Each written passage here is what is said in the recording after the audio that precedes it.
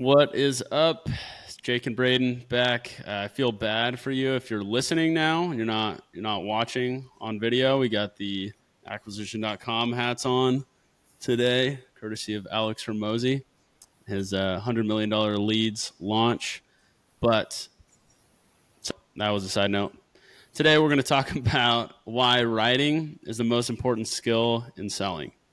So, Jake, I don't know for you, but it's been a massive mind shift for me jumping into the world of sales, and how I write emails, how I write just about everything has completely changed as I try and think through how I should write. Has that been the same for you? Yeah, I think it's one of those skills that is probably the most underutilized, but is something used by the top performing reps in the industry. And so there's a few out there that are shining light on this right now, and hopefully we can dumb it down and articulate the importance of it, and maybe give people a clear sense of maybe how to view the topic. Yeah, we talked about it in like previous episodes about what sales is and the misperceptions around it and stuff like that. And I think still kind of have that picture of a used car salesman in my mind, or the door to door sales. Like you'd maybe think about like summer sales and viewing sales from that perspective of, oh, I'm talking to people, I'm persuading them, either over the phone or using my voice. And the whole back end of writing and following up with people and putting together compelling business cases that occurs in more strategic type selling, I think gets put on the back burner for a lot of people when they think about sales. I mean, if you just think about all the ways that you engage with prospects in strategic selling, you have every email you send, which you send a lot of them, whether you're following up, you're reaching out over cold outreach, warm outreach, whatever it is. You're writing business cases, mutual action plans, all that good stuff. Writing's what I spend most of my time doing as an AE right now, which is crazy. Yeah, and I think even for people, business owners, or how you create advertisements, how marketing puts out collateral, like the things that, and the way you align your words with the message you're trying to present, it all comes into play with your copy and what you're trying to promote, essentially. So I think writing is, again, it's something that we use every single day, and we almost don't even realize it. Yep. And so for now, just to try and condense it down, make it as simple as possible is one of the goals we have on the pod. What's the simplest way we can explain the goal of writing in sales? Yeah, so I think universally what we talked about, whether it's any type of emailing, creating a business case, putting a mutual action plan together, putting some type of collateral that you want to send out to a customer, it's being able to clearly articulate the message in a way that allows them to sell or pass along internally. And so whether it is an email and they need to forward it on to other colleagues, if it's a business case that they need to co-collaborate on internally, marketing in and of itself, you need people to get to want to interact or buy your things via your messaging. Same with advertising. Mutual action plans, being able to clearly articulate the plan of getting from the current state to their go live. So there's, in and of itself, it's just being able to map out the process, get people on board with the message in a clear and straight path. Agreed. I think we fall into this trap sometimes after demos that we've done 400 demos at this point, and we think that because we said something, they're going to understand it or be able to take it back to their leadership or boss and clearly articulate it in the way that you did for them.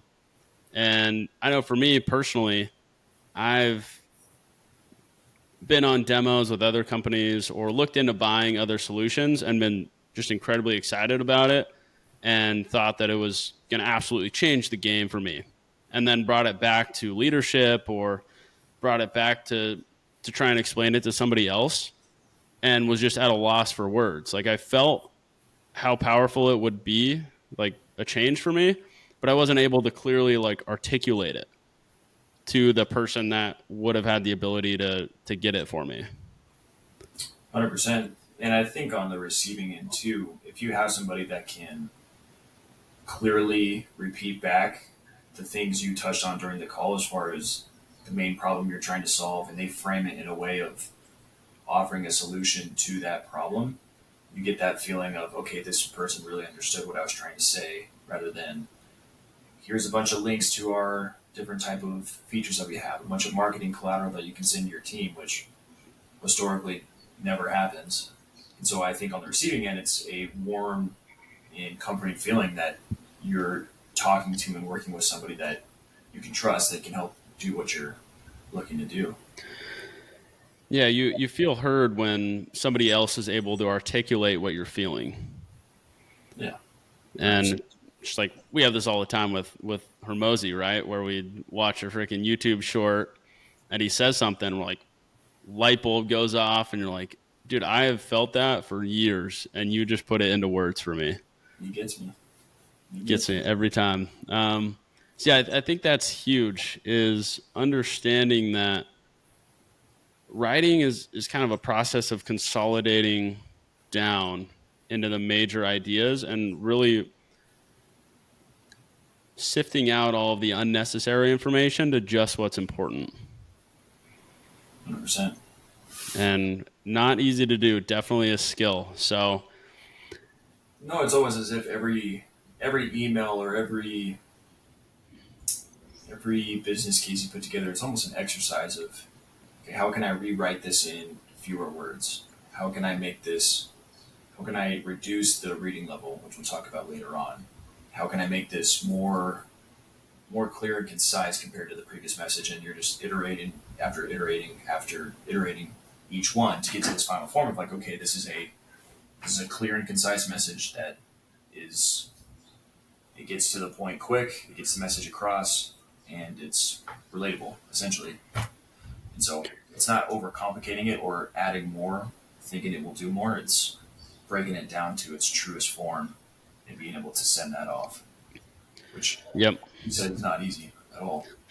not easy, but when done well, especially in a strategic selling environment, if you're able to empower your champion with a compelling business case that they can then take to their leadership, your odds of closing that deal are 100x than if you just allow your champion and hope that they can articulate the value of your product as well as you can. Yeah, and I think the best person in the space right now, Nate Nasrallah, built an entire foundation on that concept right there, and being able to give your customers the ability to sell the message internally by using their own language in written format, it just gives it's a much more transferable way to send the message on a mass scale than being able to tell each individual stakeholder, hey, this is what's going on. By giving people a written form of whether it's a quick recap slide or a quick recap email or a quick exec summary, being able to send that to 15 people part of this project at once to clearly articulate the entire scope of the project and what we're doing, that's extremely powerful. That's something that is tough to do with just a single person. It's a pretty tall task to put on somebody to, hey, I need you to relay this message to 15 to 20 people in this matter, in this form, to get this message across, rather than, hey, take 3 minutes, read this, this is what's going on, this is why we're doing this. 100% agree. The Challenger Customer kind of lays out, was one of the first books I read, that it takes 5.4 people to make a decision at a large organization. It's like 12. So 12 now. Yeah. So it takes a lot of people to make a decision at an organization. And oftentimes your demo or your tech reviews or the meetings you're having with the company, you may not ever get the chance to meet with the people you need to say yes to your product on. No. And the only way you have any influence over them is through your writing. So I think that's why we have titled the pod, Why Writing is the Most Important Skill in Sales, because When you can do it effectively, it works really well. But if you can't do it, it's tough going trying to get an entire 12 people to sign off on something when you're only able to talk to one or two. Yeah, it's not to say it's impossible, but the job is hard enough in and of itself. And so this is just one of those things that it's slowing down to speed up would be the concept of this type of situation. It might take, like we were talking about earlier, it might take an hour and a half to write a post demo recap email with a recap slide or a quick exec summary that they can send off. However, that hour and a half, 2 hours that you spend doing that may or may not slim down the sales cycle 6 months from now by getting certain stakeholders onboarded and caught up to date. So maybe that's why people avoid it, because they have to eat the frog. They might avoid the upfront work. Maybe it's the fact that they haven't really spoken the true importance of what happens when you put certain things into words and you're able to spread it. They just don't understand the importance of that. But kind of using that to go into some actionable tips people can use immediately to impact their writing and hopefully impact their selling. Kick it off with number one. What would you say? Number one, and I want to make sure it's explain this clearly. These aren't in any particular order. These are just kind of the five that we think are the most important. So not necessarily in order of importance, but writing at a fifth grade reading level or below is incredibly important. There's a bunch of statistics on what reading level is able to transfer information most effectively. One kind of rule of thumb is a confused mind always says no.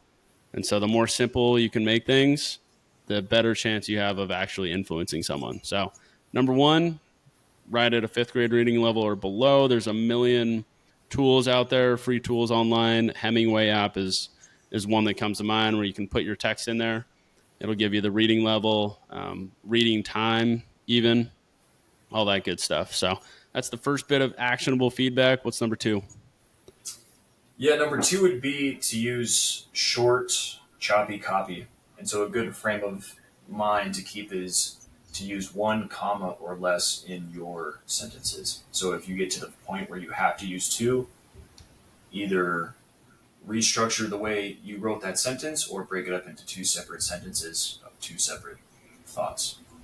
So short, choppy copy, like using kind of piggybacking off the first sentence. If you're using a fifth grade or below reading level, you shouldn't need to use that many words in the first place.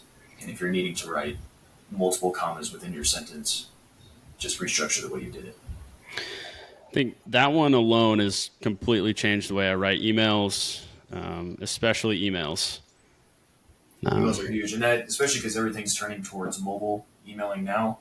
So this isn't necessarily on our list, but if you can't read it on your mobile phone, then it's too long. And another thing I heard, and I don't know if we've ever talked about this, but it's the Twitter test. So if you can't tweet it, don't send it. Which I think it's like 249 characters, 149 characters. I can't remember what it is nowadays. It'll probably be different when somebody's listening to this. But Elon probably opened it up to. yeah, agreed though, and that's leads into point number three, which is use the least amount of words to get the entire message across. So if ideally you can get an email sent in 75 words or less is kind of the cold outreach rule of thumb. But if you can do it in less and get the same message across, then you should. Conversely, there are times where you do need to put more words in there. So use it as a rule of thumb, but generally less words with the same meaning is going to perform a lot better. 100%.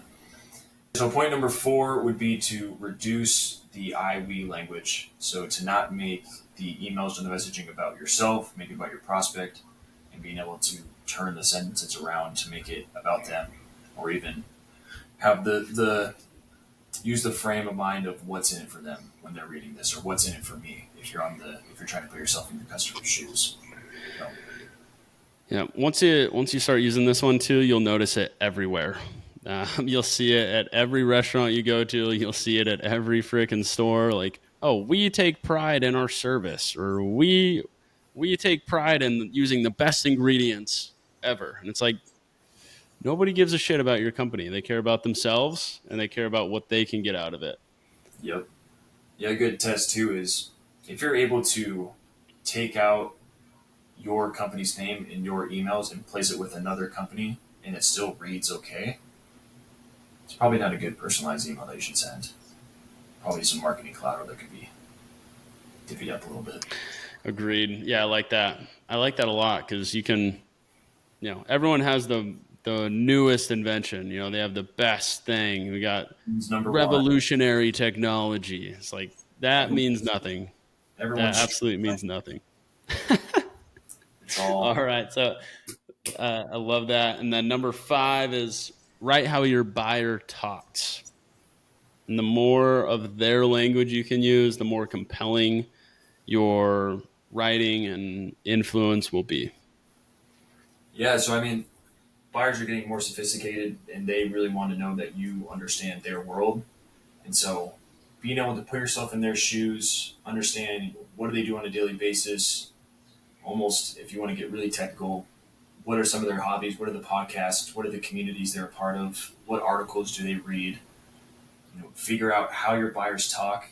You can do this through reading G2 reviews, going on Reddit, LinkedIn, watching videos or podcasts of certain executives in that account. Like listen to the way they talk and then use that structure in your messaging. Because A, it's going to resonate more, and B, if they're forwarding it on internally, it's going to read like an internal message, and they're going to be more apt to responding and to participating in a conversation with it. So if I don't know if anyone has more importance than the other, but if all else fails and you refuse to use the other four, I would say at the bare minimum, write like your buyer talks, and you might have a chance. All right. Appreciate you, brother. We will jump into a lot more stuff in future episodes, but hopefully this helps make your writing a little bit better and help you understand the importance of writing in strategic selling. Yes, sir. Right on. Appreciate you, brother. We'll see you.